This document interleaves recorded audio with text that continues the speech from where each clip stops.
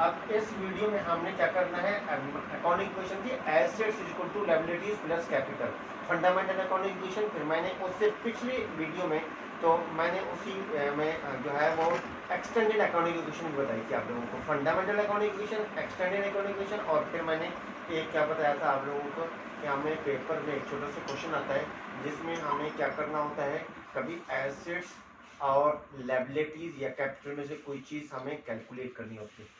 आज हम उसी अकाउंटिंग इक्वेशन के बेस पे, जो कि अकाउंटिंग इक्वेशन होता है बैलेंस शीट बेस होती है, ठीक है। तो इसी में हमने अब एक्सप्लेन करना है। तो सबसे पहले हमने क्या किया था कि एसेट्स, एसेट्स बताया ना कि रिसोर्सेज, एक बिजनेस के रिसोर्सेज होते हैं जो बिजनेस क्या करता है, जो उनके पास बिजनेस के, जिसकी जैसे मैंने एग्जांपल दी ना कि मैंने कहा एक पिछली वीडियो में कि एक गाड़ी है, तो एक सिर्फ बिजनेस में कोई गाड़ी वाड़ी नहीं थी, बिजनेस में और भी बहुत से रिसोर्सेज होते हैं जिसको बिजनेस जो है वो यूज कर रहा होता है। तो हम अब यहाँ पर पढ़ना है कि हमारे पास एसेट्स कौन कौन से एसेट्स होते हैं, ठीक है। नंबर 1 पे हमारे पास एसेट्स की, तो मैं आपको कैटेगरीज टाइप्स बताता हूँ, 2 types of assets. First number पे करंट एसेट्स, फर्स्ट नंबर पे करंट एसेट्स। करंट एसेट्स यानी कि वो रिसोर्सेज जो अकाउंटिंग, एक अकाउंटिंग ईयर में यूज हो जाए, जैसे बिजनेस एक अकाउंटिंग ईयर में क्या कर ले, उसे बेनिफिट ले ले और रिसोर्सेज से, ठीक है। तो वो कहते हैं करंट एसेट्स। और number 2 non current assets, non current assets,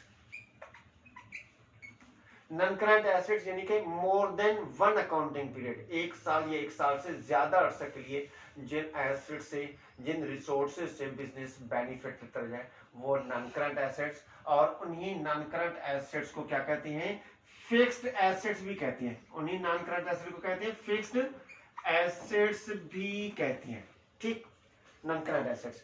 अब हम पढ़ते हैं कि करंट एसेट्स बिजनेस के होते कौन कौन से हैं। करंट एसेट्स, करंट एसेट्स कौन कौन से होती है। नंबर 1, वैसे इसकी टाइप्स और भी हैं, क्विक एसिड्स, लिक्विड एसिड्स, ठीक है, इस तरह की, बट हमें उस तरह के उसमें अभी नहीं जाना, क्योंकि वो ज़्यादा यानी कि ग्रेजुएशन लेवल या उस लेवल पर पढ़ाई जाती हैं। आपके इस लेवल पे जो है सिर्फ और सिर्फ क्या है, हमने अभी सीखने एसिड्स, एसिड्स में से करंट एसिड्स और नॉन करंट एसिड्स, ठीक है, जिसको फिक्स एसिड कहें। करंट एसिड्स में सबसे पहले के कैश, कैश या कैश इन हैंड, यानी कि बिजनेस में जो कैश मौजूद है, जिसको क्या करना है, बिजनेस जब चाहे जिस वक्त चाहे उससे बेनिफिट, बेनिफिट का मतलब है उसको यूज कर सकता है बिजनेस, ठीक है। तो वो cash in hand, hard cash की सूरत में मौजूद है। नंबर 2 ये हो गया फर्स्ट करंट एसेट। नंबर 2 पे कैश एट बैंक, कि यानी कि बैंक में बिजनेस का अकाउंट है, बैंक में क्या है, बिजनेस का अकाउंट है। तो वो बिजनेस जो है उसमें बैंक में जो बिजनेस के अकाउंट में पैसे डिपॉजिट हैं, जब चाहे बिजनेस जिस वक्त चाहे वो यूज कर सकता है, बैंक उससे बेनिफिट ले सकता है। बेनिफिट लेने का मतलब यही है कि उसको यूज कर सकता है, कंज्यूम कर सकता है, पैसे बैंक से निकलवा के, तो वो क्या कहलाता है, कैश एट बैंक, ठीक। और नंबर 3 पे, नंबर 3 पे अब हम आ जाते हैं मर्चेंडाइज और गुड्स।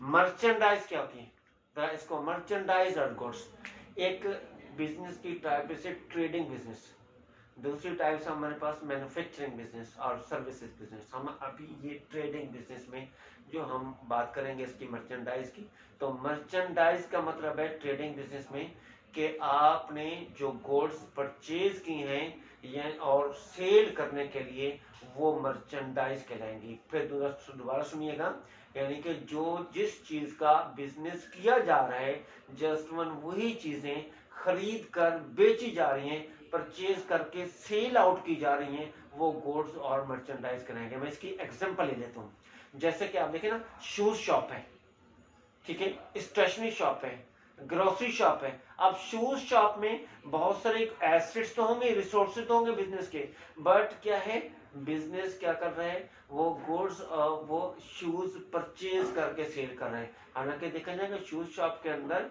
आपके पास हो सकता है वहां पर रैक्स लगे हों, बिल्डिंग भी है, भी उसकी शॉप है, और उसके साथ फर्नीचर वगैरह भी होगा, और उसके साथ कंप्यूटर भी लगा रखा हो, वहाँ एसी भी लगा होगा। ये बिजनेस के एसेट्स रिसोर्सेज हैं, बट बिजनेस की मर्चेंडाइज नहीं है। और ये मर्चेंडाइज या गुड्स जो बिजनेस में मौजूद होती हैं उनको हम एसेट कहेंगे।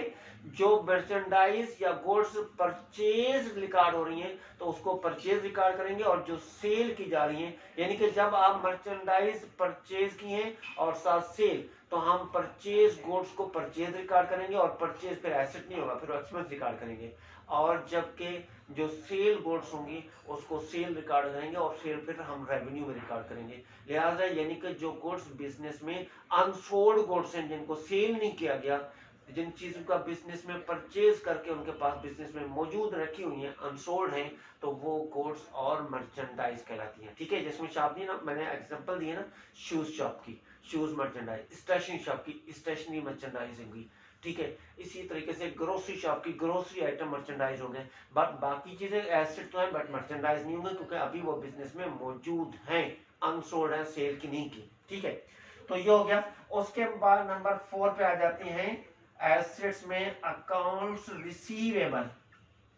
Accounts receivable, accounts receivable, debtors, यानी कि जो गुड्स आपने सेल की हैं। ठीक है, जो गुड्स क्या की हैं, सेल की गई हैं, किस पे, क्रेडिट पे। यहां पर क्रेडिट का मतलब क्या लेंगे, उधार, यानी कि कैश पर सेल की गई हैं, तो ठीक है जी, गुड्स आपने सेल कर दी और कैश ले लिया, खत्म मसला। लेकिन जब आप गुड्स क्या करेंगे, क्रेडिट पे, उधार पे, ऑन अकाउंट पे, उधार पे बेचेंगे, तो वो गुड्स क्या है बेटा, वो गुड्स ये हैं कि आपने कस्टमर से, कस्टमर का रिकॉर्ड अपने पास रखना है, क्योंकि उस कस्टमर से आपने पैसे लेने होंगे। समझ लीजिएगा फिर दोबारा, कि जो गुड्स आपने सेल किए हैं क्रेडिट पे, उधार पे, जो पैसे लेने होंगे, रिसीव करने होंगे, वो अकाउंट्स रिसीवेबल कहलाएगा। इसी तरीके से किसी किस्म का भी कोई रिसीवेबल हो तो वो रिसीवेबल भी एसेट होता है, क्योंकि फ्यूचर में जाकर ये जब आपको रिसीव हो जाएगा, तो क्योंकि रिसीव ये गुड्स जो सेल की जाती हैं 2-3 मंथ 1 मंथ या इसी के अंदर अंदर सेल की जाती हैं, जिनके पैसे उधार पर सेल की जाती हैं, जिनके पैसे रिसीव होते हैं। ठीक है, इसलिए ये भी करंट एसेट है, क्योंकि आपको ये मिल जाएंगे और कैश में कन्वर्ट हो जाएंगे। ठीक है, उसके बाद आ जाती हैं रिसीवेबल की एक दो चीजें, बिल्स रिसीवेबल। बिल्स रिसीवेबल का मतलब है आपने बिल ऑफ एक्सचेंज किसी के साथ जो गुड्स सेल किए। अच्छा, अकाउंट्स रिसीवेबल बताया है डेटर्स, दूसरे बताया बिल रिसीवेबल। अकाउंट्स रिसीवेबल और बिल रिसीवेबल में फर्क क्या है। अकाउंट्स रिसीवेबल होता है कि कोई आपके पास प्रॉपर कोई डॉक्यूमेंट्स नहीं है, जस्ट वन आपने बुक में लिखा हुआ है कि फलां कस्टमर को मैंने इतनी गुड्स क्या कर दी है, सेल कर दी है। ठीक है, बस, और आपने अपनी बुक में, तो आपके पास कोई प्रूफ नहीं है किसी किस्म का। लेकिन यहाँ पर जब बिल रिसीवेबल की बात आ रही है, तो अब आपके पास आपने प्रॉपर तरीके से एक बिल रिसीव किया, बिल आपने क्या करा हुआ है, साइन करवा हुआ है, जिसको बिल ऑफ एक्सचेंज कहते हैं।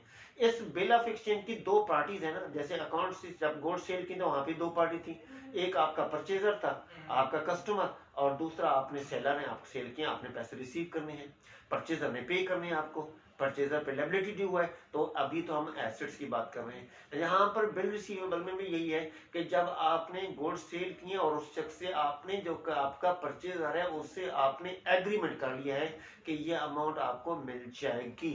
ठीक है, और वो बिल पे साइन करें, जिसको बिल पे साइन करें वो बिल ऑफ एक्सचेंज कहलाएगा। ठीक है, तो ये गुड्स के सेल और परचेज के अगेंस्ट में बिल बनता है, और वो बिल फिर जो बिल का अमाउंट का रिसीवर है, तो वो बिल का मजीद मल्टीपल उसका यूज, यानी कि वो बैंक में जाकर उसको डिस्काउंट भी करवा सकता है जो रिसीवर है बिल का। तो यहाँ पर दो पार्टीज हैं, एक बिल रिसीवेबल, रिसीव करने वाली पार्टी, और दूसरी बिल पेएबल, पे करने वाली पार्टी। ठीक है, तो इसको बिल रिसीवेबल और क्या करते हैं, कहते हैं। उसके बाद नंबर 6 पे नोट्स रिसीवेबल। नोट्स रिसीवेबल, ये नोट्स रिसीवेबल होता है, ये प्रॉमिसरी नोट जिसको कहेंगे, यानी कि प्रॉमिसरी नोट लिखा जाता है, प्रॉमिस लिखा जाता है, ये भी दो पार्टीज के दरमियान में। जो रिसीवर पार्टी है उसके लिए नोट्स रिसीवेबल, और जो पेमेंट करने वाली पार्टी होगी उसके लिए नोट्स पेएबल होगा। ठीक, अब आ जाते हैं हम नंबर 7 पे। मैं लिख रहा हूं यहां पर सप्लाईज। ठीक है, सप्लाईज का मतलब सप्लाई करना नहीं। ठीक है, सप्लाईज का मतलब क्या, सप्लाई करना नहीं कोई चीज। सप्लाईज का मतलब है कि आपकी जो ऑफिस में यूज होने वाली चीजें, ऑफिस में यूज होने वाली स्टेशनरी वगैरह, ठीक है,